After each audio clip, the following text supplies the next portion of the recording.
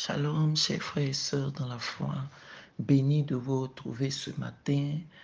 Nous prions que le Seigneur nous fasse du bien à chacun de nous à travers ce temps d'exhortation matinale et que notre canal soit utilisé comme il le voudra ce jour au nom de Jésus-Christ de Nazareth.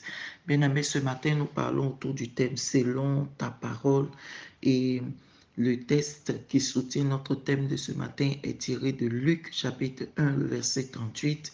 Nous lisons, Marie dit, je suis la servante du Seigneur, qu'il me soit fait selon ta parole, et l'ange la quitta.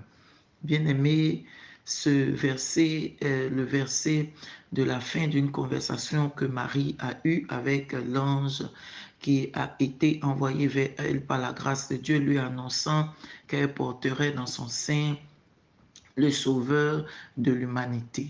Bien-aimé, quand la parole de Dieu fut adressée à Marie, la Bible nous dit que Marie fut troublée en elle-même par la salutation, par la parole que l'ange lui disait, parce que Marie n'avait jamais connu d'homme. Bien-aimé, le commun des mortels nous a toujours enseigné que pour qu'une femme, oh, bien-aimé, porte en son sein un enfant, il fallait que deux sexes opposés aillent ensemble. Et quand l'ange salue Marie ainsi, Marie, au départ, est troublée par la salutation de l'ange. Mais après, elle finira par dire à l'ange qu'elle est la servante du Seigneur et qu'il lui soit fait selon que le Seigneur a décidé. Bien-aimé, ce matin, nous sommes en train de parler d'un thème du mois qui est que nous devons imiter leur foi. Et le thème de la semaine, c'est qu'il y a des femmes dans la Bible qui étaient des femmes de foi. Bien-aimés, le Seigneur ce matin alors nous appelle à obéir, à marcher selon sa parole, à croire en ce qu'il nous a dit. Et la Bible déborde de personnes qui ont cru en ce que la parole de Dieu leur a dit. Bien-aimés, quand nous regardons dans ce récit, Marie avait une incapacité, c'est-à-dire l'incapacité qu'elle avait qui se présentait sur le coup était que Marie n'avait jamais connu d'homme. Et quand cette salutation lui est adressée, bien évidemment, Marie est troublée puisqu'elle n'avait jamais connu d'homme. Comme je le disais, selon la nature des êtres, il faut deux sexes opposés pour avoir. Mais Marie n'avait jamais fait cela. Mais la parole de Dieu, quand nous lisons qui a été adressée à Marie, est devenue créatrice dans la vie de Marie. La parole de Dieu va prendre forme dans le sein de Marie pour lui donner de comprendre. Et aujourd'hui, à nous, que la parole de Dieu est capable de créer en nous ce que nous sommes limités de créer. Bien aimé, nous pouvons voir aussi un deuxième exemple de foi. La Bible nous dit en Hébreu, le chapitre 11, le verset 11, qu'une personne aussi là-bas a manifesté la foi. Et la Bible nous dit ceci, c'est par la foi elle-même, malgré son âge avancé, rendue capable d'avoir une postérité, parce qu'elle crut à la fidélité de celui qui lui avait fait la promesse. Bien-aimé, ce verset nous parle aussi de Sarah. La Bible dit que Sarah, elle aussi, était avancée en âge.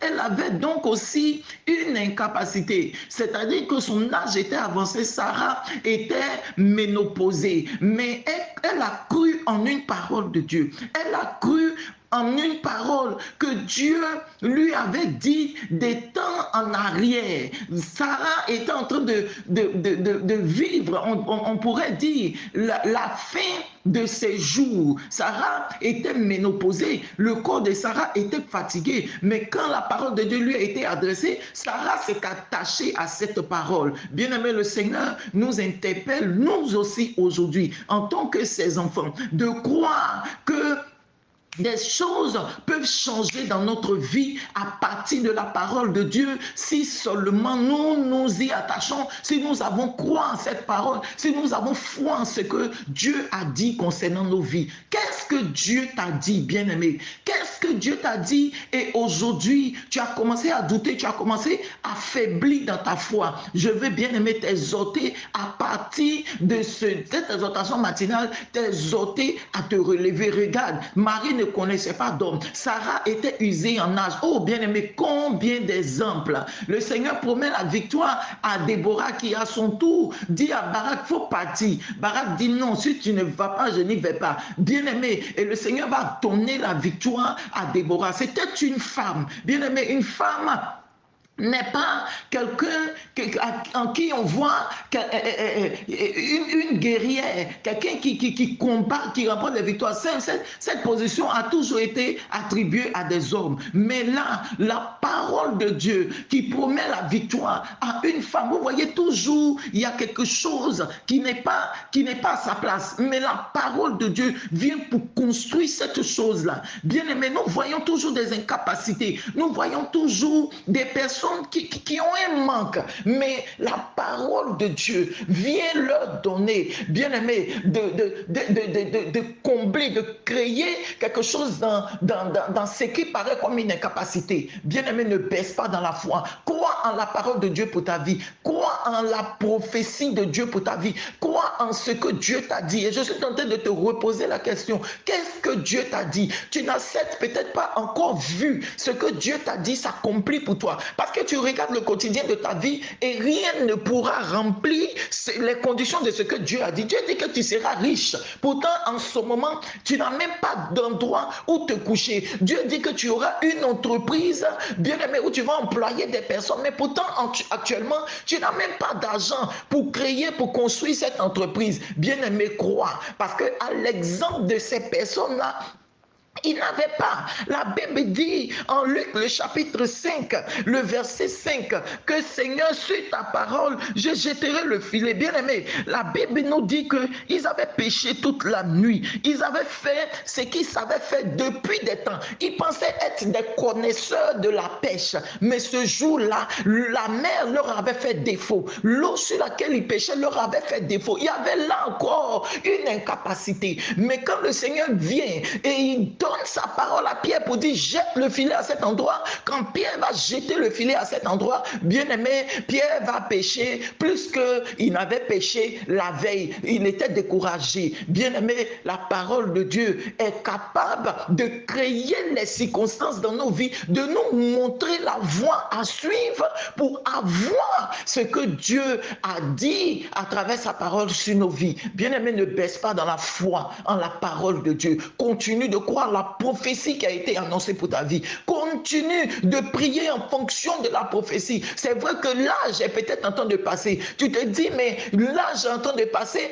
On me dit que je vais me marier. L'âge est en train de passer. On me dit que je vais faire ci, je vais faire cela. Mais à quel moment? Parce que je ne vois rien se dessiner à l'horizon. Bien aimé, la parole de Dieu est créatrice. La parole de Dieu est capable de te donner ce que ce à quoi tu n'as même pas pensé, tout simplement parce que elle te l'a déjà dit.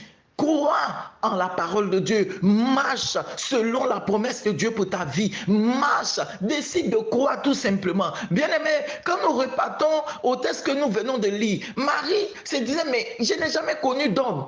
Bien aimé, il y avait ce n'était pas, pour parler à la manière des hommes, il y avait quelque chose de pas normal. C'était pas normal.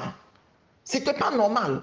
Mais celui qui croit en la parole de Dieu, effectivement, ce n'est pas des choses qui sont normales qui vont se produire dans sa vie. Parce que la parole de Dieu crée l'excellence. La parole de Dieu distingue. C'est la parole de Dieu. Toutes choses ont été faites par elle. Et rien de ce qui ne se fera ou n'a été fait ne sera fait sans elle. Bien-aimé, Marche selon la parole de Dieu.